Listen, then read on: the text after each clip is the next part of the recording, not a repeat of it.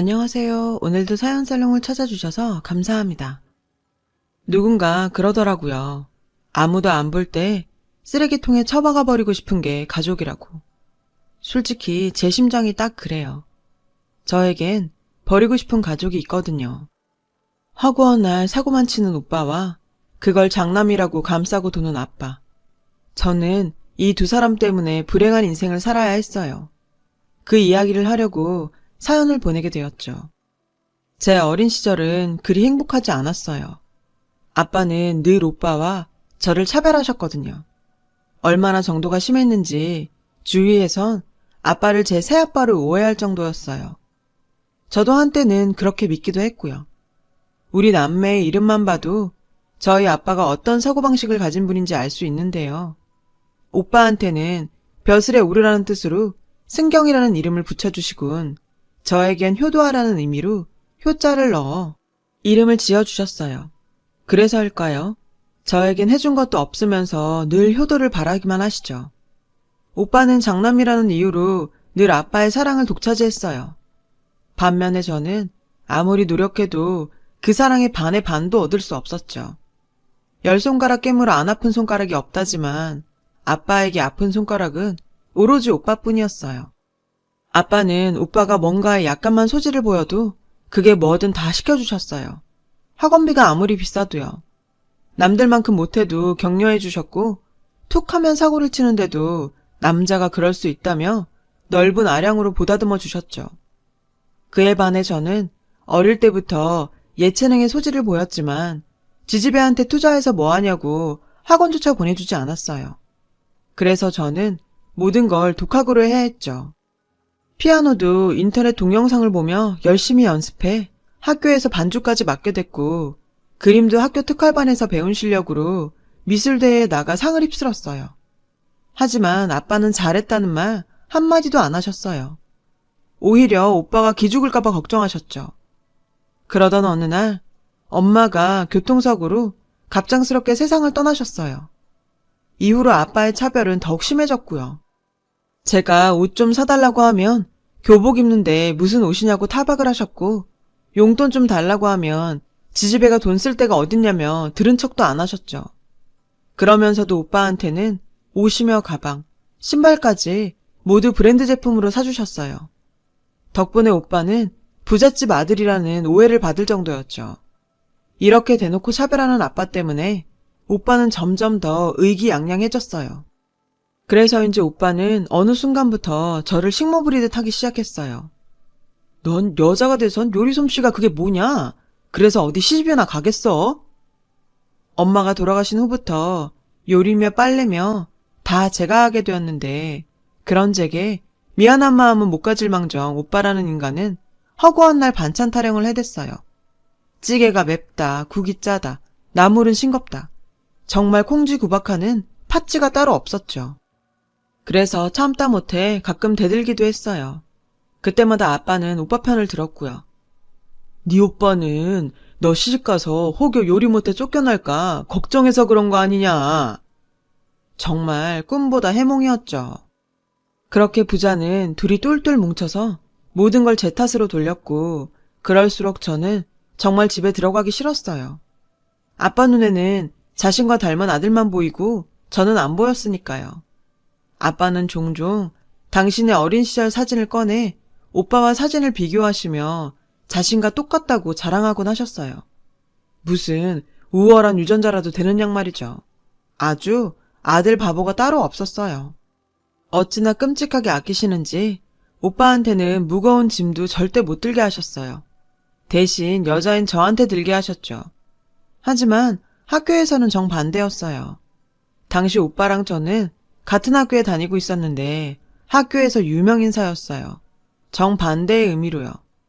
오빠는 개교 이래 최고의 문제아였고 전 누구나 인정하는 모범생이었거든요. 수준별 수업도 오빠는 늘 하위반이었고 저는 늘 상위반이었어요. 거기서도 늘 1등을 독차지할 정도였죠. 교회 대회에서도 상을 휩쓸었기 때문에 전교생이 다 알 정도로 유명했고요. 모범생인 저와 달리 오빠는 담배도 피우고 술도 마시는 날라리였고 불량클럽에 가입해서 학교로 경찰까지 올 정도였어요. 그러다 결국 큰 사고를 쳐서 소년원까지 들어가게 되었죠. 오빠가 소년원에 들어가니 학교가 다 조용할 정도였어요. 오죽하면 오빠가 학교로 돌아오자 늦게까지 독서실에서 공부하던 학생들이 오빠가 무서워서 일찍 귀가할 정도였죠. 이런 오빠 때문에 아빠는 늘 뒷수습을 하느라 바쁘셨어요. 오빠가 소년원에 있을 때는 하루가 멀다 하고 면회를 가셨고 심지어 오빠한테 가져다 줄 도시락을 제게 싸게 하셨죠. 벌 받으라고 거기 보낸 건데 집에 있을 때보다 더 챙기더라고요. 전 정말 오빠 때문에 창피해서 학교에서 얼굴도 제대로 못 들고 다녔어요. 그래도 다행히 친구들은 저를 편견 없이 잘 대해주었고 덕분에 정말 고맙게 학교 생활을 했죠. 생각해보면 제가 가족복은 없었지만 인복은 있었던 것 같아요. 가족은 저를 부려먹기나 바빴지만 주위 사람들은 늘 저를 챙겨줬으니까요. 아무튼 내신 성적이 좋았던 저는 수시로 인서울대학에 들어가게 되었어요. 하지만 기쁨도 잠시 대학 생활을 하는 데는 돈이 꽤 필요하더라고요. 좋은 대학에 들어갔으니 과외를 하든 아르바이트를 하든 벌면 되잖냐. 아빠는 제가 벌어 다니라고 하더군요. 부모 도움 없이 대학에 다니려니 여간 힘든 게 아니었어요. 매 학기 장학금도 다 내야 하고 틈틈이 아르바이트도 해야 했거든요. 그래도 다행히 활달한 성격 탓에 과대도 하고 학교 홍보 모델도 하면서 알찬 대학 생활을 할 수 있었어요. 제가 대학 생활을 하는 동안 오빠는 큰 키 하나 믿고 배우가 되겠다고 아빠를 꼬드겨 학원에 다녔는데 기획사를 잘못 들어가서 오히려 돈까지 물어내고 나왔다고 하더라고요. 정신 못 차린 거죠. 배우는 아무나 하나요? 그런데도 아빠는 그런 오빠를 뒷바라지한다고 밤에 대리운전까지 하셨어요. 제 전공이 뭔지도 모를 정도로 제겐 관심도 없으면서 말이에요. 이런 상황이 지긋지긋해서 저는 일찍부터 독립을 해야겠다는 생각을 해왔어요. 그런 의미에서 결혼은 좋은 핑계였어요. 그래서 저는 일부러 결혼을 일찍 했어요. 물론 가장 큰 이유는 남편을 사랑했기 때문이지만 하루빨리 친정으로부터 벗어나고 싶다는 마음도 컸어요. 그런데 막상 제가 결혼을 한다니까 그동안 저한테 관심도 없던 아빠는 제 남편의 직업을 듣고는 못마땅하시다며 결혼을 반대했어요. 미술학원 강사가 뭐냐? 그거에서 돈 얼마나 벌겠어? 사업을 하든가 공무원이라면 또 몰라도. 그러시면서 누구네 사위는 회계사라 처가에 생활비까지 대준다는 둥 면전에 대고 남들과 비교하며 남편을 무시했어요. 당신 아들한테는 한없이 관대한 분이 사위감한테는 그렇게 깐깐할 수가 없었죠. 그런데도 남편은 얼굴 한번 안 찡그리고 허허 웃으며 말했어요. 아버님, 그래도 제가 따님을 행복하게 해줄 자신은 있습니다. 솔직히 시댁 형편도 어렵고 남편의 벌이도 변변치 않았지만 그날 끝까지 아빠의 비위를 맞춰주는 남편의 인품에 반해서 저는 결혼을 결심했어요. 우리 집 남자들하고는 너무 달랐거든요. 그때였어요. 야, 내 친구들 좀 데려가도 되지? 오빠는 동생 결혼식에 축의금은커녕 소년원에서 알게 된 친구 30명을 데려와 공짜로 밥을 먹이겠다지 뭐예요. 그리고는 결혼하더라도 생활비를 계속 대줘야 한다며 억지를 쓰더라고요. 정말 결혼하는 순간까지도 제 등골을 빼먹으려는 오빠를 보곤 할 말을 잃었어요. 그렇게 전 결혼을 하게 되었어요. 양가의 도움 없이 우리 힘으로 시작하는 결혼이었기에 넉넉하지는 않았지만 저는 태어나서 처음 행복이라는 걸 느낄 수 있었어요. 저를 딸처럼 예뻐해 주시는 시부모님 덕에 가족이 어떤 건지도 처음 알 수 있었고요. 시댁에서는 명절에 시아버님과 남편, 도련님까지 모두 함께 음식을 만들었고 저에게 가족이라는 이름으로 희생을 강요하지도 않았어요. 오히려 제게 늘 고마워했죠. 그런 대접을 처음 받아본 저는 처음엔 얼떨떨했어요. 아들 생일은 며칠 전부터 난리 법석 떨며 챙기면서 딸 생일은 무심히 넘어가는 아빠 밑에서 자라다 보니 저를 향한 시댁 식구들의 관심과 칭찬이 어색하고 신기했으니까요. 그렇게 친정에서 못 받은 사랑과 관심을 받으며 행복해하던 어느 날 아빠한테 오빠에 대한 이야기를 듣게 되었어요. BJ한테 빠져있던 오빠가 회사 돈을 횡령했다는 거예요. 무리하게 그 여자에게 지원을 하다가 3억 빚을 지게 되었다나요? 진짜 가지가지한다. 옛날부터 예쁜 여자만 보면 그렇게 사족을 못 쓰더니 이젠 하다하다 알지도 못하는 여자 꼬시려고 남의 돈까지 훔쳐? 한심하다 한심해. 그냥 나가서 확 죽으라고 해요. 오빠가 감옥 가게 생겼다며 비통해하는 아빠한테 저는 독한 말을 쏟아부었어요. 오빠가 그렇게 된 데는 아빠 탓도 크다고 생각했으니까요. 그때였어요. 이왕 이렇게 됐니? 수습은 해야 하지 않겠냐. 네가 대출이라도 받아서 네 오빠 빚 좀 갚아줘라. 명색이 여동생인데 그 정도는 할 수 있잖니. 맙소사. 몇백도 아니고 몇 억을 갚아달라니. 이게 말이 돼요? 아빠, 미쳤구나. 내가 재벌도 아니고 그 큰 돈을 어디서 구해. 그리고 내가 왜 그래야 되는데? 아빠도 제발 정신 좀 차려. 아빠가 매번 뒷수습 해주니까 그 인간이 정신 못 차리고 저러고 사는 거라고. 그리고 아빠도 양심 있으면 나한테 전화해서 돈 해달라고 이러면 안 되지. 우리 그이가 인사하러 갔을 때 아빠가 뭐라 그랬어? 사람 면전에 대고 가난하다고 무시했던 거 기억 안 나? 그런데 뭐? 3억을 해달라고? 아, 이럴 때 딸 덕 좀 보려고 그렇게 부잣집에 시집가라고 난리친 거야? 그런데 어쩌지? 우린 아직 집도 차도 없는 빈털털인데? 돈은 아빠가 더 많잖아. 지금 살고 있는 집 팔아서 오빠 빚 해결하면 되겠네. 저는 아빠랑 다시 보지 않을 생각으로 매정하게 쏘아붙였어요. 그리고는 뒤이어 쏟아진 아빠의 욕도 듣지 않고 전화를 일방적으로 끊었어요. 그날 이후 저는 전화번호도 바꿨어요. 물론 남편 번호까지 다요. 그동안 계좌이체했던 아빠 생활비도 가차 없이 끊었고요. 드디어 호구 생활을 청산한 거죠. 나중에 친척들한테 들어보니 아빠는 제 말대로 집을 팔고 작은 월세집으로 이사를 가셨고 남은 돈으로 오빠 빚을 갚아주셨다나 봐요. 참 눈물겨운 자식 사랑이죠. 아빠가 그 돈을 저한테 투자했다면 저는 더 좋은 대학에 가서 더 좋은 직장 잡아 아빠한테 효도했을 거예요. 아빠가 스스로 자기 복을 찬 거죠. 아무튼 그렇게 몇 년의 세월이 흘렀어요. 그 사이 저는 예쁜 딸을 낳았고 남편은 학원 강사까지 그만두고 그동안 꿈꿔오던 캐릭터 사업을 시작했죠. 처음 얼마 동안은 수입이 없어서 제가 뒷바라지를 해야 했지만 1년쯤 지나 투자자가 나서서 기사 회생을 했죠. 하지만 투자를 받았다고 해서 다 끝난 게 아니더라고요. 남편 회사가 워낙 작은 회사다 보니 제대로 홍보가 안 돼서 제품이 출시된 사실을 아무도 몰랐다는 게 문제였죠. 안 되겠다 싶어서 저는 유명 백화점을 돌며 남편 회사에서 만든 제품을 직접 홍보하기 시작했어요. 이후 인스타, 트위터, 페북에 블로그까지 개설해 남편 회사 캐릭터를 홍보했죠.